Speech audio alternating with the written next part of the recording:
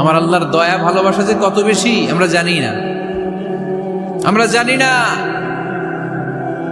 আরশের বুকে আল্লাহ বিশাল সাইনবোর্ডে লিখে রেখেছেন সাবাকাত রাহমাতি গাদাবি, সাবাকাত রাহমাতি গাদাবি। এর মানে হচ্ছে আমার রাগের উপরে আমার দয়া বিজয় লাভ করেছে। সাবাকাত রাহমাতি গাদাবি, আমার রাগও আছে, আল্লাহর রাগ আছে না, আমার দয়াও আছে, আল্লাহর দয়া আছে না। আল্লাহ বললেন আমার রাগও আছে আবার আমার দয়াও আছে, তবে জেনে রেখো আমার রাগের চেয়ে দয়া বেশি। আমাদের পাপ অন্যায় যত বড় হোক মনে রাখবেন আল্লাহর দয়া তার চাইতেও বড়। নাকি ছোট? আপনি যত বড় পাপ করেন না কেন আমাদের জন্য আল্লাহর পক্ষ থেকে দয়া আছে না নাই? বনি ইসরাইলের এক লোক সিরিয়াল কিলার ছিল, খালি মার্ডার করতো, সিরিয়াল মার্ডার, একটা দুইটা তিনটা 10টা 5টা করতে করতে করতে করতে 99টা মার্ডার করেছে। কয়টা? 99টা মার্ডার। কল্পনা করা যায়? 99 জন মানুষকে সে নিজ হাতে হত্যা করেছে। 99 মার্ডার করার পরে তার মনে ভয় আসলো, হায় রে, না জানি আল্লাহ আমার সাথে কেমন আচরণ করে আখিরাতে, আমার তওবা আছে কিনা কপালে জানি না, আমার তো ক্ষমা নাই, কি করব আমি? তো সে লোকজনদেরকে জিজ্ঞেস করলো আমার ক্ষমা আছে কিনা, এটা কে বলতে পারবে, আমাকে আল্লাহ মাফ করবে কিনা? তারা সবাই বললো এই এলাকায় এক আল্লাহর ওলি আছে, তার কাছে যাও। সে আল্লাহর ওলির কাছে যেয়ে বলে, ও আল্লাহর ওলি, আমি 99টা হত্যা করেছি, 99টা মার্ডার, আমার কপালে ক্ষমা আছে কিনা তুমি একটু বলো। আল্লাহর ওলি কই, কি বললা? 99টা মার্ডার? আয় হায় সর্বনাশ, তোর কোনো ক্ষমা নাই। এবার যে মার্ডার করছো কয় আমার যেহেতু ক্ষমা নাই, তোরে বাঁচায় রেখে লাভ কি, তোরেও দিলাম শেষ করে। এবার সেঞ্চুরি করে ফেলাইছে। কথা বুঝতেছেন? আমার যেহেতু ক্ষমা নাই তো তোরে বাঁচায় রেখে কি লাভ, তোরেও শেষ করে দিলাম। এবার সেঞ্চুরি। সেঞ্চুরি করার পরেও ভয় আসে না নাই অন্তরে? অন্তরে তো আল্লাহর ভয়, কই যাবে? খুঁজতে লাগলো কে সমাধান দিতে পারবে। একজন বললো ওই এলাকায় একজন বড় আলেম আছে, ওই আলেমের কাছে যা। সে আলেমের কাছে যেয়ে বলে, আলেম, আমি 99টা হত্যা করেছি, এখন আমার বড্ড ভয় হয়, আল্লাহ আমারে মাফ করবে কিনা, তুমি একটু আমারে বলো। আলেম বলে, তোমার গুনাহ যত বড়ই হোক আমার আল্লাহর দয়া তার চাইতেও বড়। তুমি কি পাপ করেছো, কি অন্যায় করেছো তুমি? তুমি জানো না আমার রব কত মেহেরবান, তিনি কত দয়ালু, তিনি ভালোবাসার আধার, তিনি করুণার আধার। তোমার পাপ অন্যায় যদি হয় খালের পানির সমান, বিলের পানির সমান, আমার আল্লাহর দয়া সাগরের পানির সমান। তোমার পাপ আর অন্যায় যদি হয় পাহাড়ের সমান, আমার আল্লাহর ভালোবাসার দয়া হচ্ছে আকাশের সমান। তুমি যদি তওবার মতো তওবা করতে পারো, ক্ষমার মতো ক্ষমা চাইতে পারো, চোখের পানি ছেড়ে, চোখের পানির বড় দাম, চোখের পানির মধ্যে বিশাল কারিশমা, এটা আল্লাহ খুব পছন্দ করে। 2 ফোঁটা পানি আল্লাহ পছন্দ করে। এক, জেহাদের ময়দানে শহীদের গা বেয়ে ঝরে পড়া রক্তের ফোঁটা। 2 হচ্ছে অনুতপ্ত বান্দার চোখের পানির ফোঁটা। বান্দা যখন অনুতপ্ত হয়ে চোখের পানি ছেড়ে কাঁদে, তার চোখের পানি চোখ বেয়ে নাকের ডগা বেয়ে মাটিতে পড়ার আগেই ওই অনুতপ্ত বান্দার সব গুনাহ আল্লাহ মাফ করে দেয়। সে জিজ্ঞেস করলো আমার ক্ষমা আছে কিনা? আলেম বলে আছে, ক্ষমা আছে।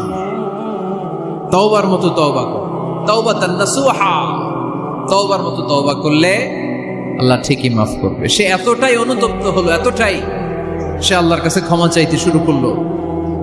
আলেম পরামর্শ দিল, তুমি যে এলাকায় থাকো এলাকাটা ভালো না, এলাকাটা ছাড়ো, এখানে সব ডাকাতদের এলাকা, তুমি একটা ভালো এলাকায় যাও, ওখানে যে তওবা করে ভালো মানুষ হয়ে যাও। সে নিয়ত করে কাপড় চোপড় গুছিয়ে ভালো এলাকায় যাবে। ঘর থেকে বেরোয়ার সাথে সাথেই মালাকুল মাউত চলে আসছে, তার রুহু কবজ করে ফেলছে। এখন রুহু কে নিয়ে যাবে? ফাজাত মালাইকাতুর রাহমা ওয়া মালাইকাতুল আযাব। রহমতের ফেরেশতারাও আসছে, আযাবের ফেরেশতারাও আসছে। রহমতের ফেরেশতারা বলে না না, সে তওবার নিয়ত করেছে, যদিও তওবা করতে পারে নাই, যদিও ভালো এলাকায় যেতে পারে নাই, তওবার নিয়ত করেছে, অনুতপ্ত হয়েছে, ক্ষমা চাওয়ার চিন্তা করেছে, আমরা তার রুহু নিয়ে ইল্লিনে রেখে দেব। আযাবের ফেরেশতারা বলে না না, 99টা হত্যা করার পরে আরো একটা হত্যা করে সেঞ্চুরি করেছে, এখনো তো ভালোভাবে তওবা করতে পারে নাই, তার রুহুটা নিয়ে আমরা সিজ্জিনের ভেতরে ঢুকায় দেব। দুই দল ফেরেশতার মারামারি, এ বলে আমরা নিব, এ বলে আমরা নিব। ঝগড়া আছে না নাই? আল্লাহ বললেন রাখো রাখো, ঝগড়ার দরকার নাই। এক কাজ করো, যেখানে মারা গিয়েছে ওইখান থেকে ফিতা দিয়ে মাপতে শুরু করো। ভালো এলাকাটা যদি কাছে হয় জান্নাতের ফেরেশতারা নেবে, খারাপ এলাকা যদি কাছে হয় জাহান্নামের ফেরেশতারা নেবে। খারাপ এলাকা তো একেবারেই কাছে, ঘর থেকে বের হওয়ার সাথে সাথে মৃত্যু হয়েছে। আর ভালো এলাকা তো অনেক দূর। আল্লাহ জামিনটারে আদেশ দিলেন, জামিন এই অনুতপ্ত বান্দার জন্য তুই ভালো এলাকাটা কাছে চলে আয়। ভালো এলাকাটার জামিনটা তুই সংকুচিত হয়ে যা। যদিও ঘর থেকে বের হয়েছে একেবারে কাছে, খারাপ এলাকা হাজার হাজার মাইল দূরে চলে যা। ফিতা দিয়ে মাপ দিয়ে দেখে সর্বনাশ, ভালো এলাকাটা তো একেবারেই কাছে, খারাপ এলাকাটা অনেক দূরে। আল্লাহর ফয়সালা অনুযায়ী রহমতের ফেরেশতারা তার রূহকে নিয়ে জান্নাতের ভেতরে ঢুকিয়ে দিয়েছে। 99টা হত্যা করার পরে আরো একটা হত্যা করে সেঞ্চুরি, 100টা খুন করছে। আপনি কয়টা করছেন? আমি কয়টা করছি? তো 100টা খুন করে যদি ও মাফ পেতে পারে, আমার আল্লাহর কাছ থেকে আমরা কি ক্ষমা পেতে পারি না? ওর পাপের কাছে আমাদের পাপ কি? কয় ওয়াক্ত নামাজ ছাড়ছেন আপনি? কয়টা মিথ্যা কথা বলছেন? কতবার ঘুষ খাইছেন? কত টাকা সুদে লাগাইছেন? কত অন্যায় করছেন? কত জুলুম করেছেন? মনে রাখবেন, আপনার পাপ, আপনার অন্যায়, আপনার জুলুম যত বড় হোক না কেন, আমার আল্লাহর দয়া তার চাইতেও বড়। এজন্য আল্লাহ নিজের পরিচয় দিয়ে বললেন, আর রহমানু আল্লামাল কুরআন খালাকাল ইনসান আল্লামাহুল বায়ান। আমি রহমান, আমি দয়ার সাগর। তাহলে বুঝতে পারলাম আমার আল্লাহর দয়ার কোনো শেষ আছে? 100 টুকরা করে 99 টুকরা দয়া ভালোবাসা আল্লাহ তাআলা নিজের কাছে রেখে দিলেন, আর 1 টুকরা দয়া আর ভালোবাসা আল্লাহ তাআলা গোটা বিশ্বের সবার মাঝে ভাগ করে দিলেন। আমরা সবাই মিলে পাইছি কয় টুকরা ভালোবাসা? উনি রেখে দিয়েছেন কয় টুকরা? ওই 1 টুকরার কিছু অংশ আমিও তো পাইছি, তাই না?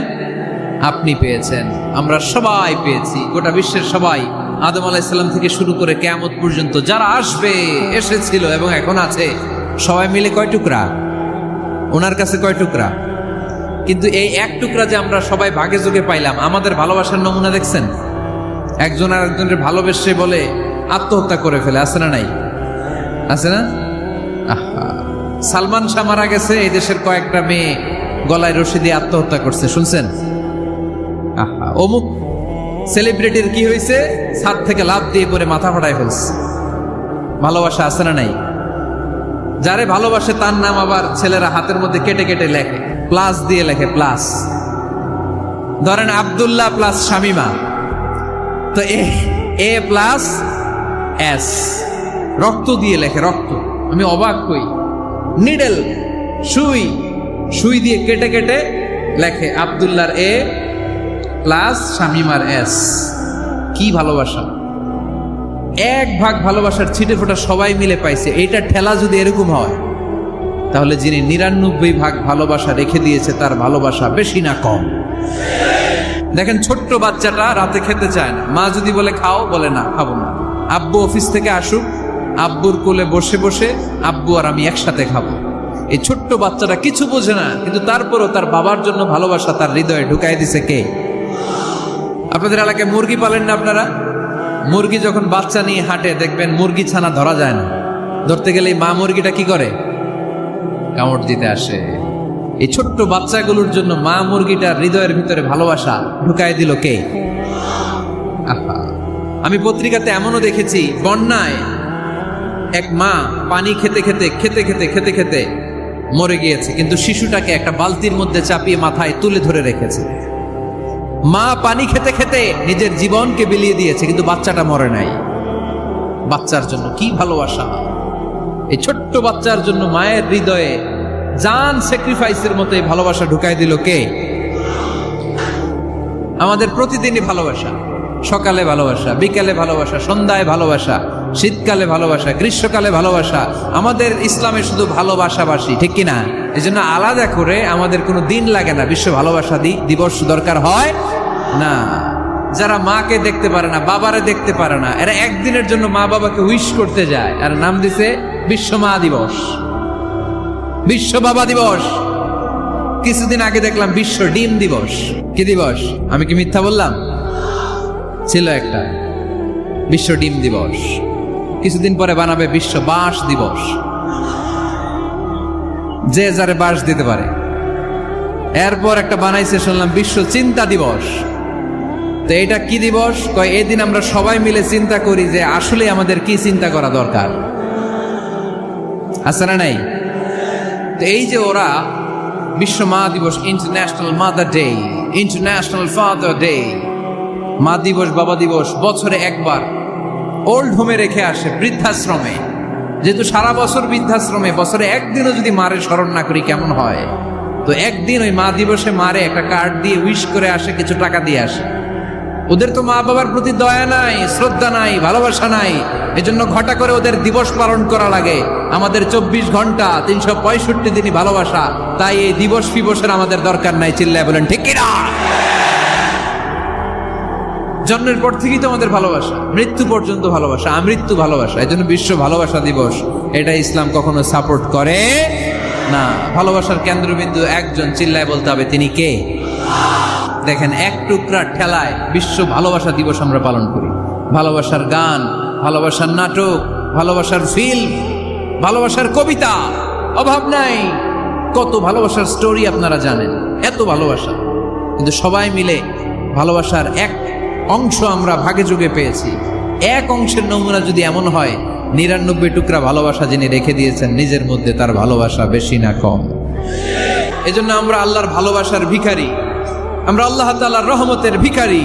আল্লাহর রহমত ছাড়া কেউ কোনোদিন জান্নাতে যেতে পারবে? কোনোদিন নিজের আমল নিয়ে বড়াই করবেন না। আপনারা কি ভাবেন যে আপনার আমল দিয়ে আপনি জান্নাতে যাবেন? আল্লাহর হাবিব বললেন, আল্লাহর রহমত ছাড়া, ভালোবাসা ছাড়া কেউ কোনোদিন জান্নাতে ঢুকতে পারবে? আম্মা জান আয়েশা বললেন, ইয়া রাসূলুল্লাহ, আপনিও না? আল্লাহর হাবিব বললেন, না, আমিও না, তবে আল্লাহর রহমত আর দয়া সেদিন আমাকে ঘিরে রাখবে। মান নুকিশা উযিবা, যার হিসাব আল্লাহ সেদিন চাইবেন সে ধরা খেয়ে যাবে। সব সময় আল্লাহর কাছে এই দোয়াটা যেন আমরা করি, আল্লাহ কিয়ামতের দিন তুমি আমার হিসাব নিও না, আল্লাহ তুমি আমার বিচার বসিও না, আল্লাহ তুমি দয়া করে আমারে মাফ করে দিও। আল্লাহ যার বিচার করবেন ও জাহান্নামে যাবে, আর যার বিচার করবেন না সে জান্নাতে যাবে। আল্লাহ যদি বিচার করে আর পাই টু পাই হিসাব নেয়, নামাজ পড়লি না কেন, রোজা রাখলি না কেন, মিথ্যা বললি কেন, খাদ্যে ভেজাল দিলি কেন, মাছে ফরমালিন দিলি কেন, যৌতুক খাইলি কেন, ঘুষ খাইলি কেন, উল্টাপাল্টা করলি কেন, জিনা করলি কেন, একটার পর একটা প্রশ্ন বানে যদি সেই ভয়ঙ্কর দিনে আল্লাহ আমাদেরকে জর্জরিত করে, আমাদের কোনো উত্তর আছে? সেদিন আমাদের বাঁচার কোনো উপায় আছে? তাই আমরা সবাই আল্লাহর কাছে দোয়া করবো, আল্লাহ কোনো বিচার টিচার মানি না, কোনো বিচার করতে পারবো না, দয়া করবা। রোজ হাসরে হে আল্লাহ আমার করোনা বিচার, আল্লাহ করোনা বিচার, বলেন আমিন। রোজ হাসরে হে আল্লাহ আমার করোনা বিচার, আল্লাহ করোনা বিচার। বিচার চাহি না তব দয়া চাহে এ গুনাহগার, আল্লাহ করোনা বিচার। পড়েন আমিন। তিনি যদি দয়া করেন তবেই আমরা জান্নাত যেতে পারবো, ঠিক কিনা? এজন্য আল্লাহ বললেন, আর রহমানু আল্লামাল কুরআন খালাকাল ইনসান আল্লামাহুল বায়ান। আমি হলাম রহমান। কাফেররা বলে রহমানকে জানি না, রহমানকে চিনি না। আল্লাহ বলে রহমান রে চিনে না, আমার নাম রহমান, আমি দয়ালু, আমি মেহেরবান, ঠিক কিনা? এজন্য প্রতিদিন সূরা ফাতিহায় দ্বিতীয় আয়াতটা আমরা কি পড়ি? আর রহমান আর রাহিম, ঠিক কিনা? তিনি দয়ার সাগর, তিনি মায়ার সাগর। আমরা বললাম, আল্লাহ ঠিক আছে, আমরা বুঝেছি আপনি দয়ার সাগর, আর আপনি কি করেন? দ্বিতীয় আয়াতে আল্লাহ বললেন, আল্লামাল কোরআন, আমি কোরআন শিক্ষা দেই। শুধু দয়ার সাগর হয়ে আমি আল্লাহ বসে থাকি নাই, তোমাদের হেদায়েতের জন্য আমি কোরআন নাজিল করে দিয়েছি। আল্লামাল কোরআন, আমি কোরআন শিক্ষা দেই। আমাদেরকে কোরআন শিখিয়েছে কে? বিশ্বনবীকে কোরআন শিখিয়েছে কে? আল্লাহ। এজন্য দুনিয়াতেও যারা কোরআন শিখায় তাদের মর্যাদা বাড়ায় দেয় কে? বাংলার জমিনে যারা কোরআন শরীফ শিখায় এদের মর্যাদা সবচেয়ে কম, এদের বেতন সবচেয়ে কম। এরা সমাজে সবচেয়ে বেশি অবহেলিত, ঠিক কি না? আল্লাহর কাছে এরা সবচেয়ে বেশি সম্মানিত। আল্লাহর হাবিব বললেন, খায়রুকুম মান তাআল্লামাল কুরআনা ওয়া আল্লামাহু। তোমাদের মধ্যে আল্লাহ তাআলার কাছে সবচাইতে প্রিয় শ্রেষ্ঠ ওই মানুষটা যে নিজে কোরআন পড়ে আবার অন্যরে পড়ায় দেয়। সুবহানাল্লাহ পড়েন। আপনি যদি কাউরে শুধু সূরা ফাতিহাটা শিখান, কোন সূরা? সূরা ফাতিহাটা যদি শিখায় দেন, সে যতদিন সূরা ফাতিহা তেলাওয়াত করবে ওই তার তেলাওয়াতের একটা পার্সেন্টেজ সওয়াব আপনার আমলনামায় আছে না নাই? সে যদি আবার আরেকজনের শিখায়, ওই লোক যদি আবার আরেকজনের শিখায় দেয়, এরকম যতজনকে তারা শিখাবে প্রত্যেকের তেলাওয়াতের একটা পার্সেন্টেজ সওয়াব আপনার আমলনামায় ঢুকায় দিবে কে? এজন্য কোরআন নিজেও শিখবো, অন্যকেও শেখাবো। রাজি আছেন তো? না খেয়ে না পড়ে অল্পতে তুষ্ট থেকে যারা শুকরিয়া করে এরা আমাদের আইম্মাতুল মাসাজিদ, মসজিদের ইমামরা, মসজিদের মুয়াজ্জিনরা। এক একটা মসজিদের মুয়াজ্জিনের গলা হবে এরকম বিশাল উঁচু। কিয়ামতের ময়দানে সবাই আমরা এর দিকে তাকায় থাকবো, কিরে ভাই তোর গলা উঁচু কেন? সে বলবে, আমার এই গলা দিয়ে প্রতিদিন 5 বার আমি আজান দিয়েছি। কিয়ামতের ময়দানে ঠিকই সম্মানিত, দুনিয়ায় আমরা চিনলাম না ওনাদেরকে। সেদিন আল্লাহ কোনো এক্সকিউজ গ্রহণ করবে না। সব পারো, হিন্দি তো ঠিকই কইতে পারো। হিন্দিতে কথা কইতে পারে না ছেলেপেলেরা? হিন্দি সিনেমা এমন দেখা দেখে হিন্দিতে কথা কইতে পারে। তো হিন্দি ভাষা বুঝতে পারলে, শিখতে পারলে আরবি পারলা না কেন? কোনো এক্সকিউজ, ওজর, আপত্তি সেদিন আল্লাহ গ্রহণ করবে? আসুন আমরা কোরআন পড়ি, প্রতিদিন একটা আয়াত হলেও কমপক্ষে আমরা যেন কোরআনের অর্থ পড়ি, বঙ্গানুবাদ পড়ি। রাজি আছেন তো? তো এই যে স্মার্টফোন আসছে স্মার্ট বানাইতে, যেই ফোনের মধ্যে কোরআন নাই সে আনস্মার্ট, ঠিক কিনা? যার মোবাইলের ভেতরে কোরআনের অ্যাপস আছে, ডাউনলোড করে অ্যাপস রেখেছে, সেই হচ্ছে আসল smart. He is the real hero, he is the real smart. এজন্য মোবাইলের অ্যাপসের ভেতরে কোরআন ঢুকাইতে হবে। এত সহজ হওয়ার পরেও আল্লাহ কি বললেন আমরা যদি না শিখি, না জানি, আল্লাহ কি ক্ষমা করবে? যা বলার সব আল্লাহ বলে দিয়েছে এই কোরআন। এই কোরআনে শুরু হয়েছে বিসমিল্লাহির রহমানির রহিম দিয়ে, মানে বা দিয়ে। কি দিয়ে? চিল্লায় বলেন না, কি দিয়ে? বা। আর এই কোরআন শেষ হয়েছে সূরাতুন নাস দিয়ে, যে সূরার শেষ আয়াত হচ্ছে মিনাল জিন্নাতি ওয়ান নাস। বা আর সিন মিলাইলে কি হয়? বাস। এবার বাসে চড়া শরীয়তপুর শহরে যাব। ওই বাস না, এই বাস মানে যথেষ্ট, এই বাস মানে সাফিসিয়েন্ট, কাফি। আল্লাহ বুঝালেন এই 30 পারায় 114টা সূরায় আমি যা দিয়েছি এটাই বাস, যথেষ্ট, নতুন করে আর কিচ্ছু লাগবে না। চিল্লায় বলেন ঠিক কিনা?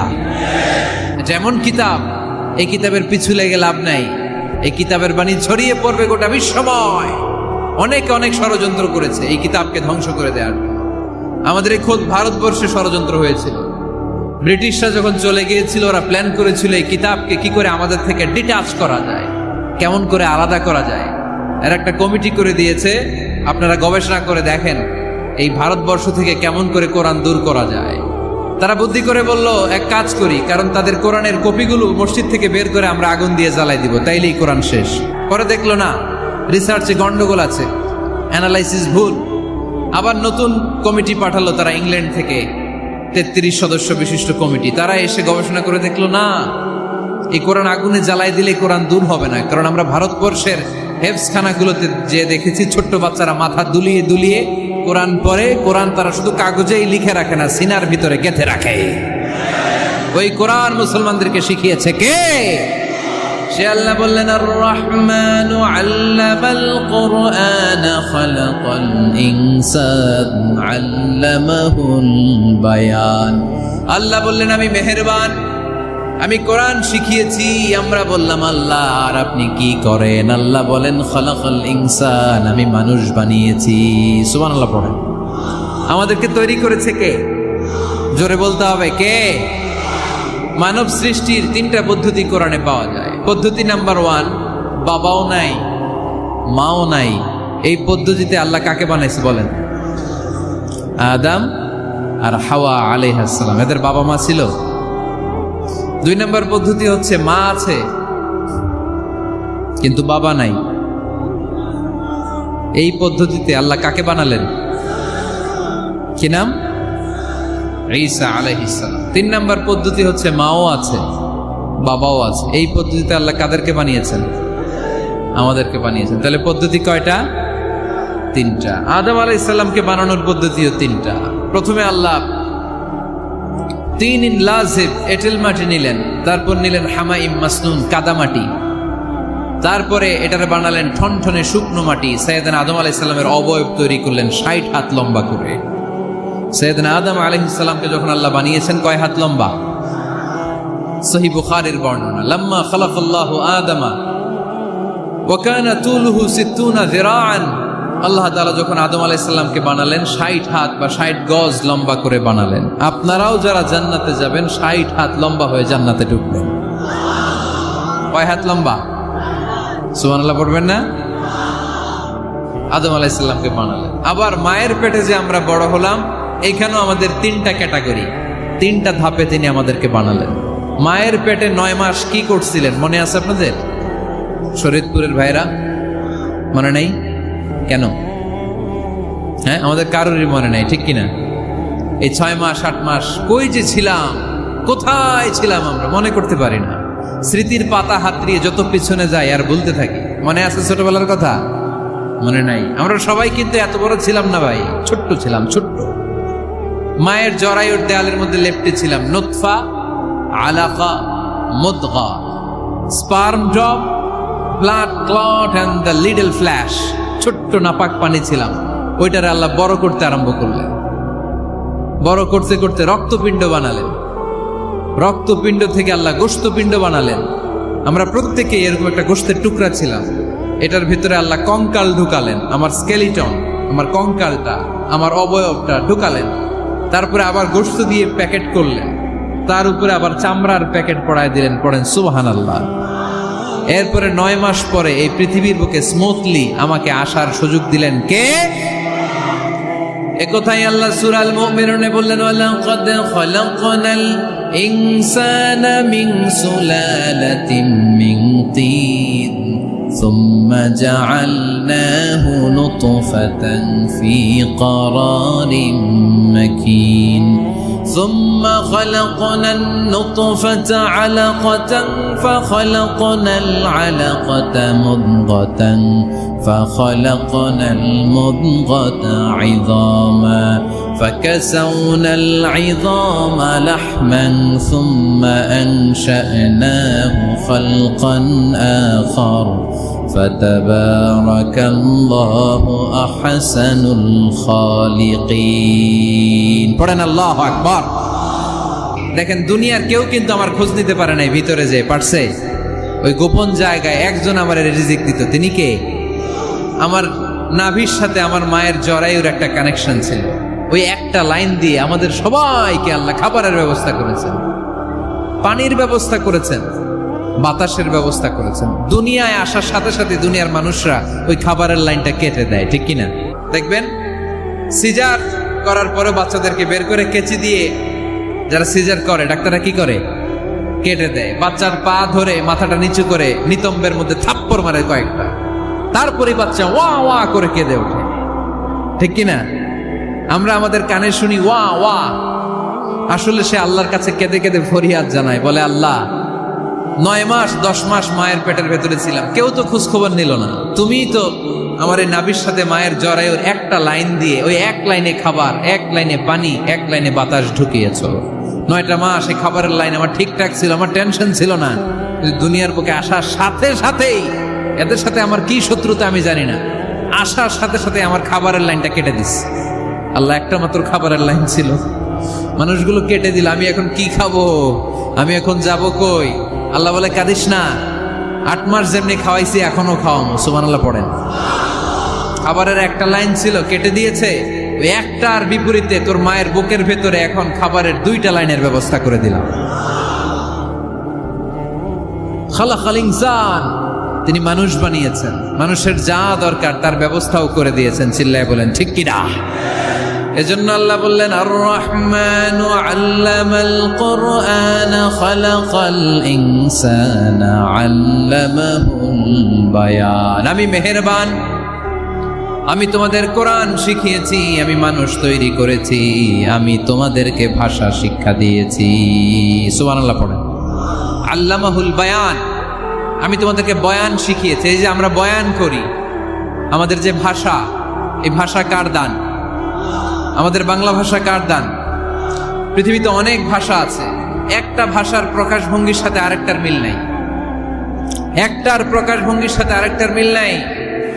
চাইনিজরা চাইনিজ ভাষায় কথা বললে ইংরেজরা কিচ্ছু বুঝে না, ইংরেজরা বললে আরবরা বুঝে না, আরবরা বললে মালায়রা বুঝে না, মালায়রা বললে আফ্রিকানরা বুঝে না। সুবহানাল্লাহ পড়েন।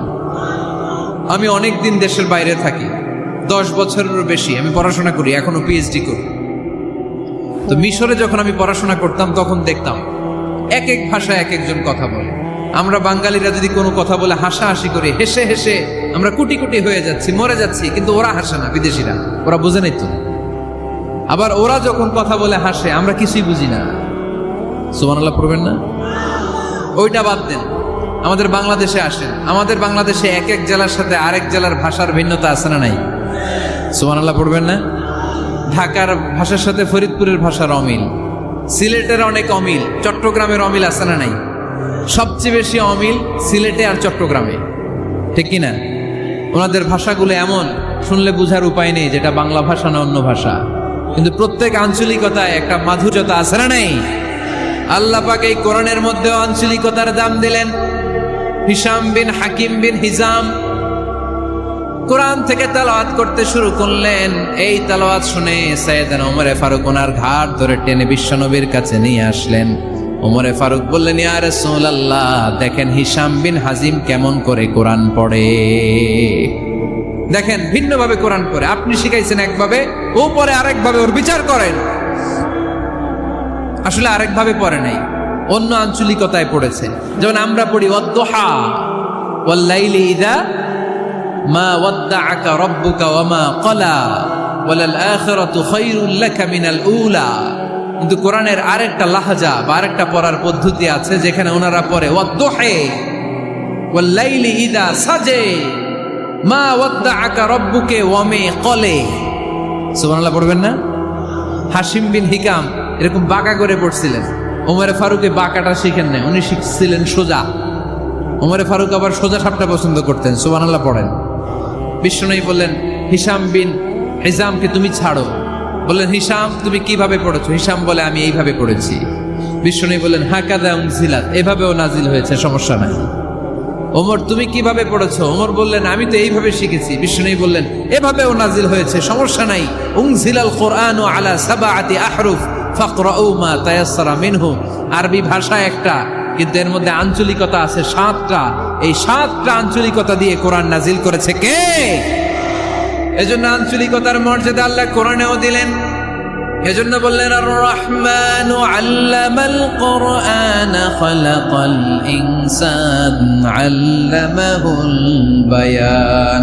আমি মেহেরবান, আমি কোরআন শিখালাম, আমি মানুষ বানালাম, আমি তোমাদেরকে ভাষা শিখালাম। সুবহানাল্লাহ পড়েন। এরপর আল্লাহ বললেন, আশ-শামসু ওয়াল কামারু বিহুসবান ওয়ান নাজমু ওয়াশ-শাজারু ইয়াসজুদান। সুবহানাল্লাহ। আশ-শামসু ওয়াল কামারু বিহুসবান, চাঁদ আর সূর্য আমি তৈরি করেছি তোমাদের হিসাবের জন্য। হিসাব আছে না নাই? তাহলে এই সূর্য আর চাঁদ, চাঁদ আর সূর্যকে আল্লাহ এই মহাবিশ্বে দিয়েছেন হিসাবের জন্য, ঠিক কিনা?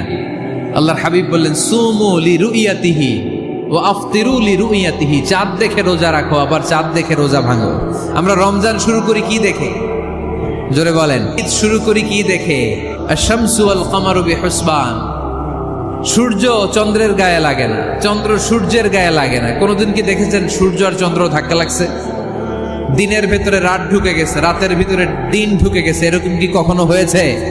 সব কিছু একজনের আইন মানে, চিল্লায় বলতে হবে, তিনি কে? এরপরে আল্লাহ বললেন, ওয়ান নাজমু ওয়াশ-শাজারু ইয়াসজুদান। আকাশের তারকারাজি আর বৃক্ষমালা একজনকে সিজদা করে, তিনি কে? আকাশের তারাগুলো আল্লাহরে সিজদা করে, কিন্তু আমরা আল্লাহরে সিজদা করতে চাই না। গাছগুলো আল্লাহর জিকির করে, কিন্তু আমরা জিকির করতে চাই না, ঠিক কি না? অস্ট্রেলিয়ার সিডনি শহরে একটা জঙ্গল আছে। ওই জঙ্গলে একটা গাছ আছে, গাছ। ওই গাছটা টু দ্য ডাইরেকশন অফ কেবলা, কেবলামুখী হয়ে মানুষের মতো রুকু করে আছে একটা গাছ। সুবহানাল্লাহ কইতে বললেন না? ক্যালেন্ডারে দেখা যায়, পত্রিকায় দেখা যায় গাছ রুকু করে আছে। আমরা রুকু করি না, আমরা সিজদা করি না। কিয়ামতের দিন আল্লাহ বলবে আমারে সিজদা দিয়ে দেখা। আপনারা যারা নামাজ পড়েছেন, সিজদা দিয়েছেন, তারা আল্লাহু আকবার বলে সিজদায় লুটিয়ে পড়বেন। আর যারা নামাজ পড়ে নাই, তারা শত চেষ্টা করেও তাদের পিঠকে বাঁকা করতে পারবে না। এজন্য 5 ওয়াক্ত সালাত জামাতের সাথে পড়ার দরকার আছে না নাই? যে সব সময় আমরা ভরসা রাখবো একজনের উপর, তিনি কে? আমাদের গুনাহ যত বড়ই হোক, আল্লাহর দয়া তার চাইতেও বড়। সূরা আর রহমানের শিক্ষা হচ্ছে আমাদের পাপ, অন্যায়, গুনাহ যত বড় হোক না কেন, আল্লাহর দয়া তার চাইতেও বড়, ঠিক কিনা? এজন্য নিরাশ হবেন না, হতাশ হবেন না। আপনি যত পাপ করেন না কেন, অনুতপ্ত হলে ওযু করে এসে জায়নামাজটা বিছিয়ে 2 রাকাত নামাজ পড়েন, পাপের কথাগুলো স্মরণ করেন, ক্ষমা চান। চাওয়ার মতো চাইলে সব গুনাহ মাফ করে দিবে কে?